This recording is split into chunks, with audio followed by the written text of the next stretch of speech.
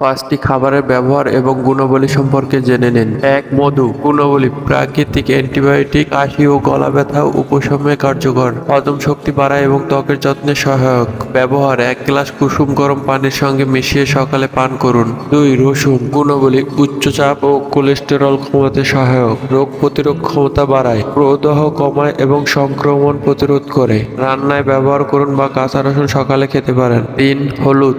গুণাবলী: anti inflammatory এবং antioxidant, ত্বকের ইনফেকশন ও ক্ষত নিরাময়ে কার্যকর, জয়েন্টের ব্যথা ও আর্থ্রাইটিস কমাতে সহায়ক। ব্যবহার: দুধের সাথে মিশিয়ে পান করুন বা রান্নায় মশলা হিসেবে ব্যবহার করুন। ৪. আদা। গুণাবলী: ঠান্ডা, কাশি এবং গলা ব্যথায় উপকারী, হজম শক্তি বাড়ায় এবং বমি বমি ভাব দূর করে, প্রদাহ কমাতে সহায়ক। ৫. নিমপাতা। গুণাবলী: ব্যাকটেরিয়া ও ভাইরাস প্রতিরোধে সহায়ক, ত্বকের সমস্যার কার্যকর এবং রক্ত পরিষ্কার করে।